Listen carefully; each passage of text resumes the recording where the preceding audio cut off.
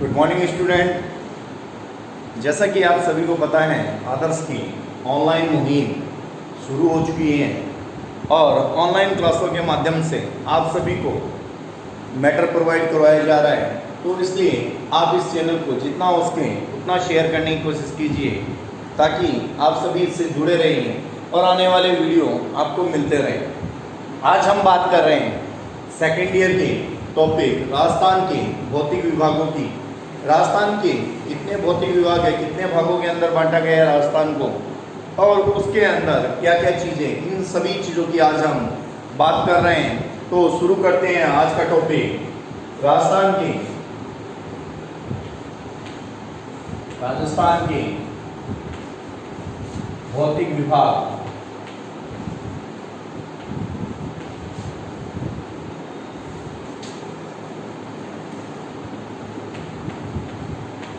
राजस्थान को कितने भौतिक भागों में बांटा गया है? 4 भौतिक भागों के अंदर बांटा गया है। पहला भौतिक विभाग है पश्चिम का रेतीला मैदानी प्रदेश।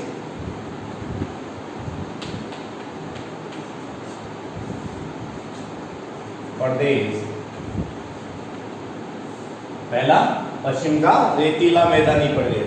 दूसरा मध्यवर्ती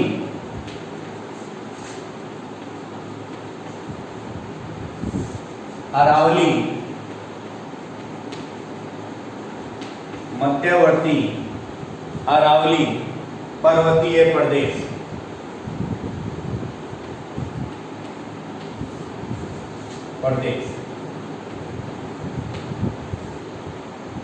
तीसरा जो पार्ट है अपना वो है पूर्व का जलोढ़ मैदानी प्रदेश।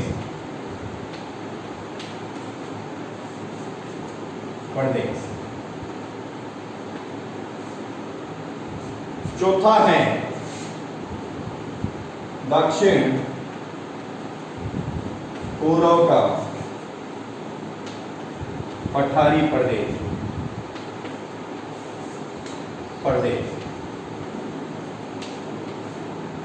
दक्षिण पूर्व का पठारी प्रदेश। पहला है पश्चिम का रेतीला मैदानी प्रदेश, दूसरा है मध्यवर्ती अरावली पर्वतीय प्रदेश, तीसरा है पूर्व का जलोढ़ मैदानी प्रदेश और फिर है दक्षिण पूर्व का पठारी प्रदेश। ये 4 भौतिक विभागों के अंदर हम राजस्थान को हम बांटते हैं। अब हम सबसे पहले शुरू करते हैं पहले पोर्शन की, पश्चिम का रेतीला मैदानी प्रदेश की, कि भाई पश्चिम के रेतीले मैदानी प्रदेश में क्या क्या चीजें हैं, इस चीज पे हम बात करते हैं।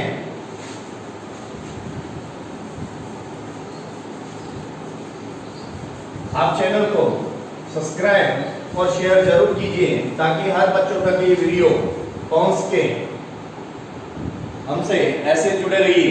पहले हम बात करते हैं पश्चिम का रेतीला मैदानी प्रदेश, यानी जो राजस्थान है उस राजस्थान का जो पश्चिमी वाला हिस्सा है, कौन से साइड वाला, पश्चिम जो हिस्सा है उस क्षेत्र की हम बात कर रहे हैं। सबसे पहले किसकी बात कर रहे हैं? पश्चिम हिस्से की। पश्चिम का जो रेतीला मैदानी प्रदेश है वो भारत और पाकिस्तान में फैले थार मरुस्थल का भाग है। किसका भाग है? थार मरुस्थल। थार मरुस्थल का भाग है जो कहां पर फैला हुआ है? पाकिस्तान और भारत के अंदर। पाकिस्तान और भारत के अंदर फैला हुआ जो थार मरुस्थल है उसी का ये क्या है? भाग है। इसके अंतर्गत 12 जिले हैं। कितने जिले हैं? 12 जिले फैले हुए हैं। जो पश्चिम का रेतीला मैदान है वो 12 जिले इसके अंतर्गत जुड़े हुए हैं। भारत में यह मरुस्थल दक्षिणी पंजाब,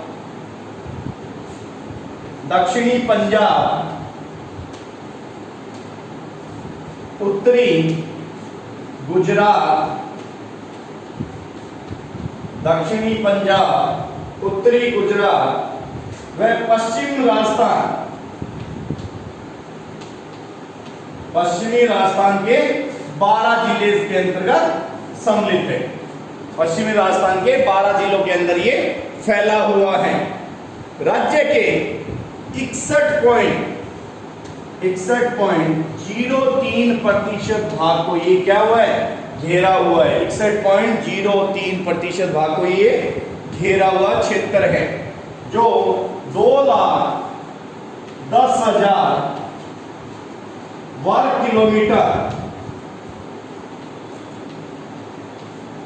यह मरुस्थल का 2,10,000 वर्ग किलोमीटर क्षेत्र रखता है। कितना क्षेत्र रखता है? 2,10,000 वर्ग किलोमीटर क्षेत्र को रखता है। बेसिक तरीके से अगर हम इस चीज को समझें तो सबसे पहले जो पश्चिम का रेतीला मैदानी प्रदेश है, यह थार मरुस्थल का भाग है, यानी जो भारत और पाकिस्तान के अंदर जो थार मरुस्थल फैला हुआ है उसी का भाग ये है। किसका है? थार मरुस्थल का भाग है। दूसरे पॉइंट की अगर बात करें तो यह मरुस्थल दक्षिणी पंजाब, उत्तरी गुजरात और पश्चिमी राजस्थान के 12 जिलों को कवर करता है। किसको करता है? उत्तरी गुजरात, दक्षिणी पंजाब और पश्चिमी राजस्थान के 12 जिलों को कवर करते हैं। राज्य की अगर बात करें तो राज्य के 61.3% भाग के ऊपर ये फैला हुआ है। 61.3% भाग के ऊपर ये फैला हुआ है। मरुस्थल का 2,10,000 वर्ग किलोमीटर क्षेत्र ये रखता है। मरुस्थल का टोटल जो एरिया है वो 2,10,000 वर्ग किलोमीटर का एरिया रखता है। और विश्व का एकमात्र ऐसा जीवंत मरुस्थल है जहां पर जीवन है। आप लोग राजस्थान से संबंधित हैं और आप लोग इस चीज को समझ सकते हैं। अपने राजस्थान के अंदर जो जीवन है, बहुत सा कम मरुस्थल ऐसे होते हैं जहां पर जीवन होता है, लेकिन अपने राजस्थान के अंदर मरुस्थल के अंदर लोग आराम से रह रहे हैं। यानी यह क्या है? विश्व का एकमात्र जीवंत मरुस्थल है और यहाँ पर सबसे ज्यादा जैव विविधता पाई जाती है। सबसे ज्यादा जैव विविधता पाई जाती है। पुराने जमाने में यहाँ पर क्या था बेटा? समझो कि भाई पुराने जमाने के अंदर यहाँ पर 33 सागर था और 33 सागर के अवसाद जमा होने की वजह से धीरे धीरे उसके अंदर अवसाद कूड़ा करकट जमा होता गया और उसके जमा होने की वजह से यहाँ पर कुछ फिर पेड़ पौधे भी लग गए। लेकिन धीरे धीरे जैसे जैसे कालांतर के अंदर टाइम चेंज होता गया, टाइम चेंज यहाँ पर अति पशु चारण, बहुत सारे पशुओं के द्वारा यहाँ पर चारा होने लगा, अनियंत्रित कटाई होने लगी। यानी जैसे जैसे लोगों की जरूरत पड़ती गई यहाँ पर कटाई होती गई और धीरे धीरे ये मरुस्थल के रूप के अंदर चेंज हो गया। धीरे धीरे मरुस्थल बनता गया और आज भी इसका जो रेतीला मरुस्थल है, रेतीले मरुस्थल को हम ईर्क बोलते हैं। क्या बोलते हैं? ईर्क बोलते हैं। रेतीले मरुस्थल को ईर्क, और जो पथरीला मरुस्थल है उस पथरीले मरुस्थल को हम क्या बोलते हैं? हमादा बोलते हैं। ये चीज आप नोट कीजिए।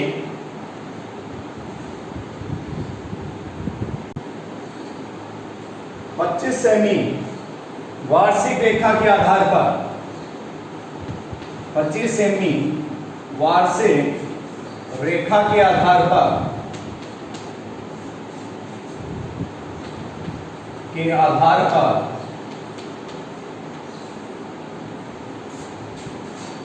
इसे दो भागों के अंदर बांटा गया है। कितने भागों के अंदर बांटा गया है? दो भागों के अंदर बांटा गया है। पहला शुष्क प्रदेश, पहला शुष्क प्रदेश और दूसरा अर्धशुष्क प्रदेश। पहला शुष्क प्रदेश और दूसरा अर्धशुष्क प्रदेश। पहले शुष्क प्रदेश की बात करते हैं। 25 सेमी से कम वार्षिक वर्षा के क्षेत्र, 25 सेमी से कम वार्षिक वर्षा के क्षेत्र, नोट करते रहिए बेटा साथ साथ में। वार्षिक वर्षा के क्षेत्र इसके अंतर्गत सम्मिलित हैं।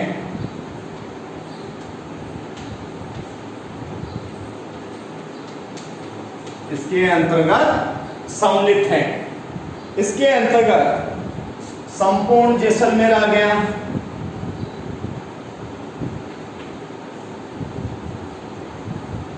संपूर्ण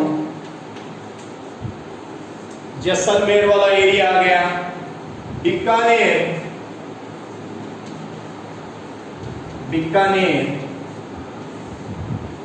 बाड़मेर, बीकानेर में जो आता भाग है बाड़मेर, वह चूरू, वह जोधपुर का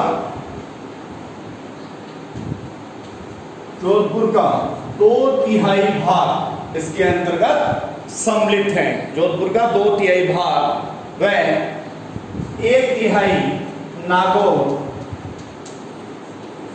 का भाग इसके अंतर्गत सम्मिलित होता है। इस शुष्क प्रदेश में फलोदी, पोखरण, मोहनगढ़ के मध्य, किसके मध्य? फलोदी, पोखरण व मोहनगढ़, फलोदी, पोखरण, मोहनगढ़ के मध्य के भाग को बालूका स्तूप मुक्त प्रदेश, बालूका स्तूप मुक्त प्रदेश कहते हैं। बालूका स्तूप मुक्त प्रदेश कहते हैं। नोट कीजिए इसको आप।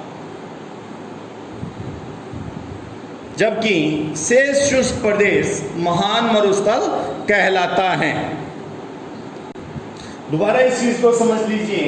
पश्चिम का रेतीला मैदानी प्रदेश के अंतर्गत हम बात कर रहे हैं शुष्क प्रदेश की। शुष्क प्रदेश के अंतर्गत 25 सेमी से कम वार्षिक वर्षा के क्षेत्र शुष्क प्रदेश बनाता है। 25 सेमी से कम वार्षिक वर्षा का क्षेत्र क्या कहलाता है? शुष्क प्रदेश कहलाता है। इसके अंतर्गत जो शामिल है संपूर्ण जैसलमेर वाला एरिया आ गया, बीकानेर का आधा भाग आ गया, बाड़मेर का भाग आ गया, चूरू का भाग आ गया, जोधपुर का 2/3 भाग आ गया और नागौर का 1/3 भाग इसके अंतर्गत सम्मिलित है। इस शुष्क प्रदेश में फलोदी, पोखरण, इस शुष्क प्रदेश में फलोदी, पोखरण और मोहनगढ़ का जो क्षेत्र है वो है बालूका स्तूप मुक्त प्रदेश है और शेष जो शुष्क प्रदेश है वो महान मरुस्थल कहलाता है। शेष जो शुष्क प्रदेश वो क्या कहलाता है? महान मरुस्थल कहलाता है। अब हम बात करते हैं आगे की अर्धशुष्क प्रदेश की। आप जितना हो सके इस वीडियो को शेयर कीजिए साथ साथ में।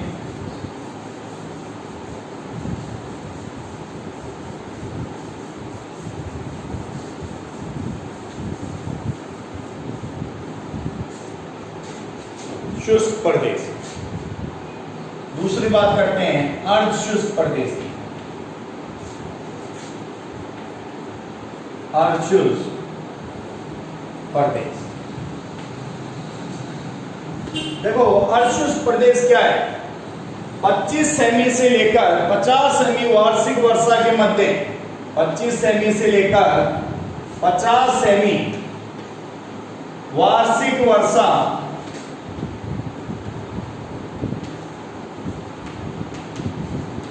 के मध्य का क्षेत्र क्या कहलाता है? जिसके अंतर्गत 25 सेमी से लेकर 50 सेमी वार्षिक वर्षा होती है, उसे ही जलीय स्रोत के आधार पर हम फिर आगे 3 भागों के अंदर बांटते हैं। यानी अर्धशुष्क प्रदेश जहां पर 25 सेमी से लेकर 50 सेमी वार्षिक वर्षा होती है वो कौन सा क्षेत्र कहलाता है? अर्धशुष्क प्रदेश कहलाता है। इसे 3 भागों के अंदर हम वापस बांटते हैं। पहला घग्गर,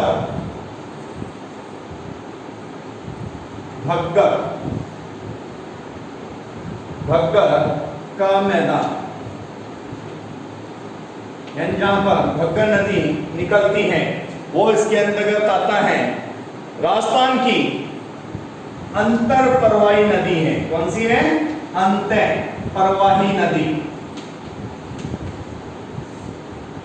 कौन सी नदी? घग्गर नदी। राजस्थान की अंतर परवाही घग्गर नदी है।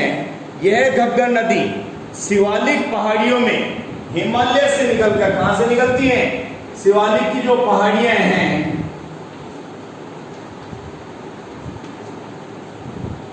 शिवालिक पहाड़ियों से निकलकर हिमालय प्रदेश में, हिमालय प्रदेश के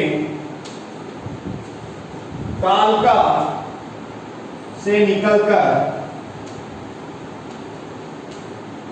कालका से निकलकर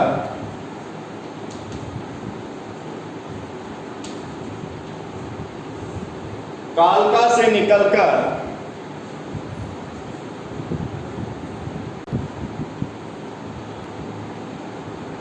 निकलकर हिमाचल, पंजाब,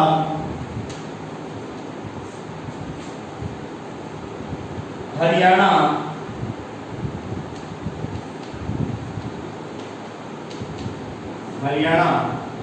में बहने के बाद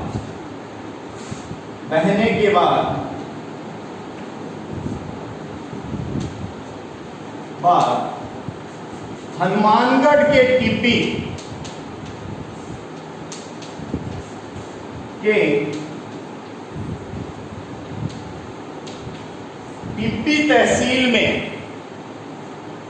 तहसील में प्रवेश करती हैं तथा हनुमानगढ़, सूरतगढ़, अनूपगढ़ में बहने के बाद हनुमानगढ़, सूरतगढ़, अनूपगढ़ में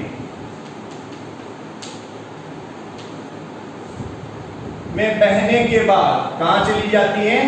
पाकिस्तान चली जाती है। कहां चली जाती है? पाकिस्तान चली जाती हैं। और पाकिस्तान में इसका नाम क्या हो जाता है? हकरा हो जाता है। क्या हो जाता है? हकरा हो जाता है। पाकिस्तान में इसका नाम क्या हो जाता है? हकरा है के रा। और फिर ये पाकिस्तान में फोर्ट अब्बास के अंदर गिर जाती है। पाकिस्तान के फोर्ट अब्बास में गिर जाती है ये। तथा गंगानगर और हनुमानगढ़ के अंदर इसका जो बहाव क्षेत्र है, गंगानगर और हनुमानगढ़ के अंदर इस नदी का जो बहाव क्षेत्र है उसे हम नाली प्रदेश के नाम से भी जानते हैं। किस प्रदेश? नाली प्रदेश। और इसके द्वारा जो निर्मित मैदान है वही कौन सा? घग्गर का मैदान कहलाता है। इसके द्वारा जो निर्मित मैदानी क्षेत्र है वही क्या कहलाता है? घग्गर का मैदान कहलाता है। ये चीज नोट कीजिए आप। आगे बात करते हैं हम लूनी के मैदान की। दूसरा जो पार्ट है वो कौन सा है? लूनी का मैदान। लूनी के मैदान की हम बात करते हैं। लूनी नदी आप सभी को पता है कहां से निकलती है? अजमेर के नाग पहाड़ से। अजमेर के नाग पहाड़, अजमेर के नाग पहाड़ से निकलती है। किस नाम से? सागरमती के नाम से। अजमेर के नाग पहाड़ से निकलकर, सागरमती के नाम से निकलकर यह अजमेर, नागौर, पाली, जोधपुर,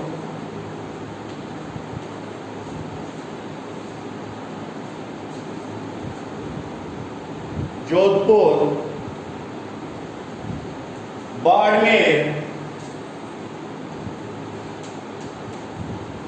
व जालौर, बाड़मेर व जालौर जिलों में बहने के बाद गुजरात के कच्छ के अंदर समा जाती है। कहां समा जाती है? कच्छ के अंदर समा जाती है। बाड़मेर के बलोत्रा के आगे, बाड़मेर का जो बलोत्रा है उसके आगे इसका पानी क्या हो जाता है? लूनी नदी का पानी खारा हो जाता है। क्या हो जाता है? खारा। ये चीज ध्यान रखनी है। लूनी का जो मैदान है वो कहाँ है? अजमेर के नाग पहाड़। लूनी नदी की हम बात कर लेते हैं सबसे पहले। अजमेर के जो नाग पहाड़ है वहां से लूनी नदी गुजरती है, सागरमती के नाम से गुजरती है। फिर अजमेर में आती है, नागौर आती है, पाली आती है, जोधपुर आती है, बाड़मेर आती है, जालोर के अंदर आती है, और उसके बाद में गुजरात का जो कच्छ का एरिया है उसके अंदर ये समा जाती है। इसका जो एक नाम लवणवती भी इसको बोलते हैं। कौन सी नदी बोलते हैं? लवणवती नदी भी इसको बोलते हैं। इसका जो एरिया है वही कौन सा? लूनी का मैदान कहलाता है। इसका जो एरिया है वही क्या कहलाता है? लूनी का मैदान कहलाता है। नोट कीजिए आप इसको।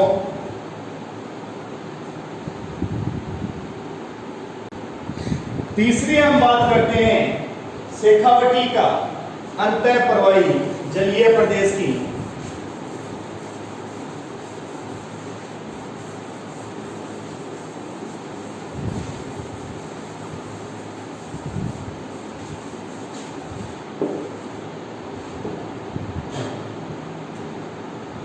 शेखावटी का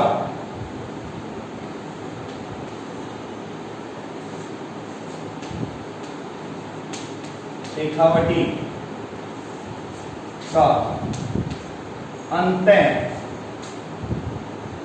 प्रवाही जलीय प्रदेश। अंतः प्रवाही जलीय प्रदेश की हम बात करते हैं। संपूर्ण सिक्कर झुंझुनू व आधे चूरू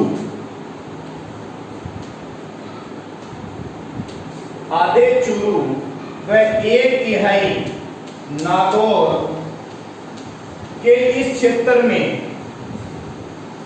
अंतःवर्ती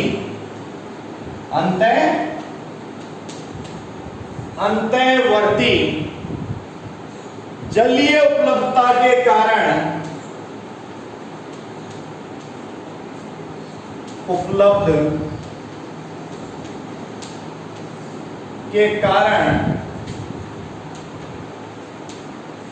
जलीय उपलब्धता के कारण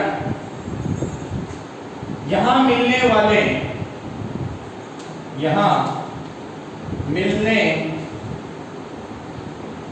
वाला चूने का भूमिगत जमाव है। चूने का भूमिगत जमाव है। नोट कीजिए, प्रमाण के तौर पर इस क्षेत्र में पक्के कुएं, जोहड़ और बावड़ियां मिलती हैं, लेकिन इस फ्लोराइड युक्त जल के कारण यहाँ हड्डियों के विकार से